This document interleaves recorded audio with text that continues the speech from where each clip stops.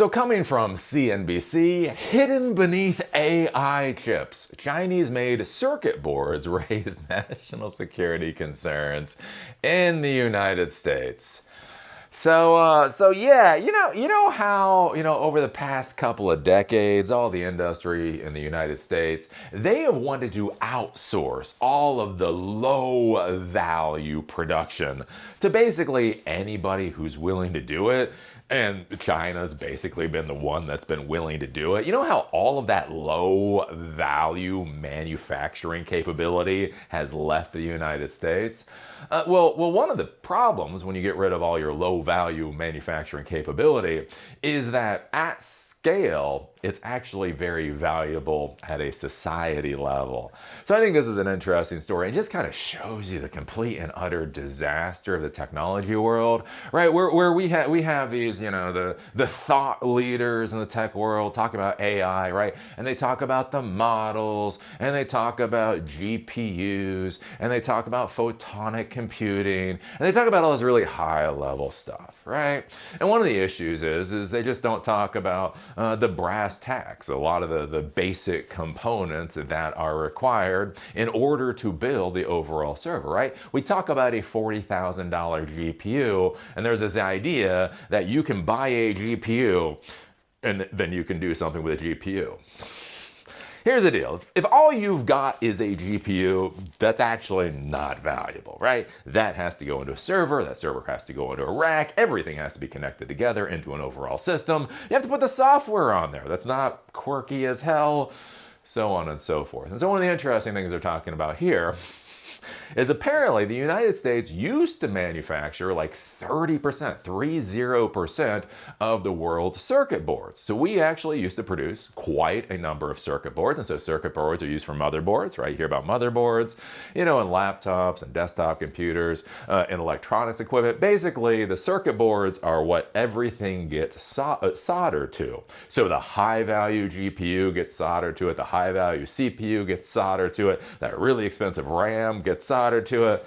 But then the circuit board itself might only be worth like $5 or $10, right? All this incredibly expensive stuff gets soldered to this thing for $5 or $10. And so what's happened is we've gone from like 30% of global production of circuit boards down to almost none. It's like, I think it's like 2 or 4%. We'll take a look at it when we take a look at this particular article. And so the issue that we're running into now is that it's a bit of a national security concern. Because one of the curious things, I mean, again, you don't really think about it until somebody says it out loud. But Tomahawk missiles need circuit boards. F-35s need circuit boards. All the kind of computerized equipment that we use both in the civilian and in the things like the military world, they all need circuit boards. So I do think this is like when we talk about like AI and we talk about technology, it's really easy to focus on NVIDIA versus Huawei, like TSMC or ASML with the incredibly small wafers and all that kind of stuff versus the logic folding that Huawei is dealing with. And one of the things that gets lost in this whole conversation is, yeah, but what about things like circuit boards? Won't you please think about the circuit boards? Like no, seriously. Could somebody please think a little bit about the circuit boards?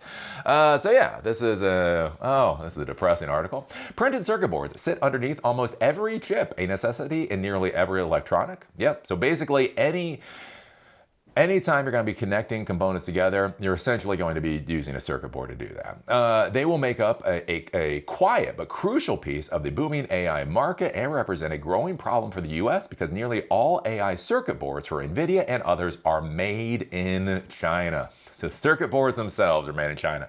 Circuit boards present all sorts of opportunities for adversaries to sneak through malicious components. That vulnerability has created national security concerns so significant that the U.S. Defense Department is requiring most of its purchases to come from the dwindling number of domestic factories. Quote, chips, substrates, PCBs represent multiple avenues of attack for a potential malicious actor, said Mike Ashkenazi, U.S. Assistant Secretary for War.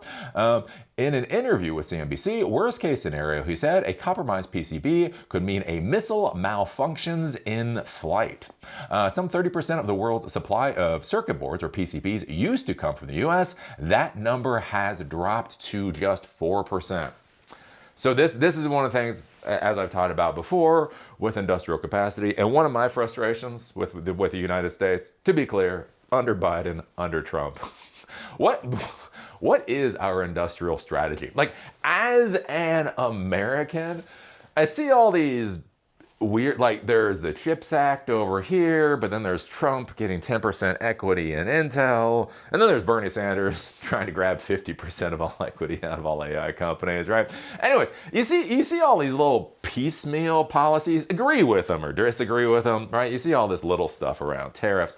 One of the issues that I see is I don't see the overall industrial policy. I don't see the soups to nuts policy for how we are going to become self-sufficient in anything. And I actually don't argue we should be self-sufficient in a lot, but there are certain things we should be self-sufficient in. Being able to manufacture missiles, we probably shouldn't have to buy the circuit boards for the missiles from the country we plan to launch the missiles at.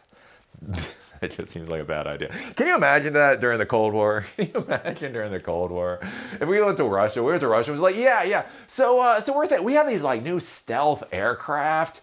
In order for our stealth aircraft to be able to carry nuclear weapons and be able to bomb the USSR, here's the thing.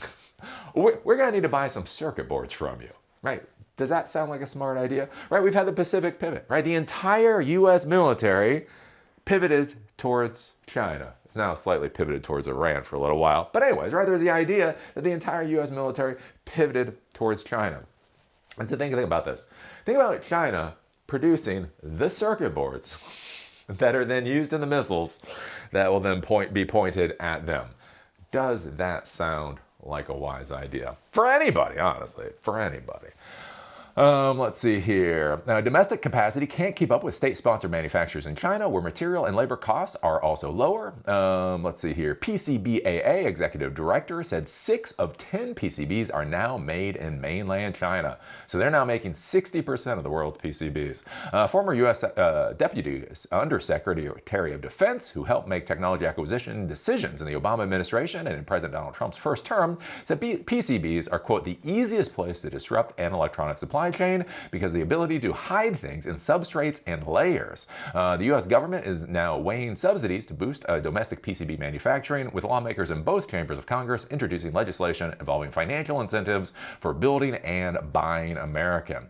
TTM Technologies and Sanmina are the only 2 public companies that make PCBs in the U.S. They're experiencing soaring growth alongside the rest of the AI hardware trade. TTM shares are up almost 500% this year, while Sanmina's stock has more than tripled. The companies are struggling to keep up with the military demand amid ongoing wars in the Middle East and Ukraine. The Iran war has also kept the supply of some key raw materials from getting out of the region. NVIDIA supplier Victory Giant in China, one of the world's largest PCB makers, warned in April that the Middle East conflict could push up prices of key ingredients, copper and resin. PCB prices rose by up to 40% from March to April, according to Goldman Sachs. TTM told CNBC in May that it's increasing prices between 5% and 25%. And then basically here, they're going to be creating more factories in the United States. In an effort to solve the capacity problem and assist the U.S. in its effort to catch China, TTM is rapidly expanding its domestic footprint with a new factory in Syracuse, New York, and an even bigger plant in Wisconsin, also getting off the ground this year. When they're up and running, TTM will have 7 factories in Asia, with its biggest still in China, and a total of 18 in the U.S. So its biggest factory, even the so TTM, the American company, their biggest factory is still, oh lordy, can't make this shit up. Their biggest factory is still gonna be in China. So they're gonna have 18 factories in the U.S., 7 factories in Asia. The other thing to be thinking about is we don't actually really know what that means. Like, what is the capacity of the factories? If you have 18 small factories in the US and 7 large factories in Asia, then Asia could still be producing more PCBs than we are here in the US. So what does that all mean? It's a hell of a question mark. So I just kind of thought this was an interesting story, just to give you a better idea of how the whole world of technology works, right? Like when we're talking about the PCBs. So see this green board? The green board is the PCB, right? So that's a Pico. This is a microcontroller. This is a Raspberry Pi Zero, so a full computer. So whenever you see these green boards, whatever it is, that's a PCB. And so think about it, right? So this is a Raspberry Pi 4. So you probably know the processor is valuable. You probably know that the network stack has value. You probably know a lot of the components on here have their particular value. But the curious thing is, have you really thought about the value of the PCB itself, or is that just kind of one of those things that exists? Like all of this other stuff is really important, and then you just put that onto a PCB, right?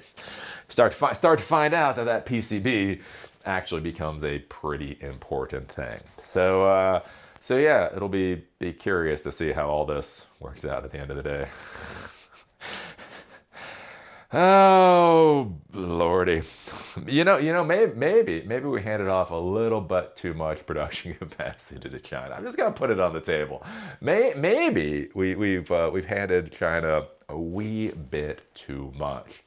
So anyways, so what do you think about this? What do you think about China producing 60% of the world's PCBs at this point? What do you think about the US? We used to produce 30% of the circuit boards. That is now down to 4%. And now they're trying to bring that back to the United States. Does that make sense? Do you think it is actually possible? Where does all of this mess go into the future? And not only that, but then once we start talking about things like PCBs, the thing to consider is, have you ever thought about like who makes solder? Like seriously, think about this. Who's the world's biggest manufacturer of solder? Who's the world's biggest manufacturer of this little weird plastic connectory thing here? Who's the world's biggest manufacturer of USB ports? And that's the thing that we get to the technology world. Like so many times, like we think about this and we think like, oh, this is a Raspberry Pi, this is a Raspberry Pi, or that is a M5 MacBook Pro, and we think about that is the product. But even when you're dealing with a Raspberry Pi, right, there are so many components that go onto this $55 computer. And so when you start to try to renationalize soup to nuts, the manufacture of even something like Raspberry Pi, and I really want you to consider this for a second. Do you think America, the United States, has the reasonable ability to reshore the manufacture of Raspberry Pi's soup to nuts? And again, they are an English company. They're from the UK. So anyway, I'm just saying the equivalent of a Raspberry Pi. Do you think we can manufacture this soup to nuts in the United States? And if we probably couldn't, then what does that mean for all of this much larger equipment, much more complicated equipment? Anyways, so what do you think about this? What do you think about China controlling the PCB market? I don't know. Put your thoughts down below. If you like these videos and you want them on Spotify or on Apple Podcasts, there's a link in the doobly-doo. Also, if you want them on if you want to follow me on LinkedIn, there's a link down there too. With that, see y'all later.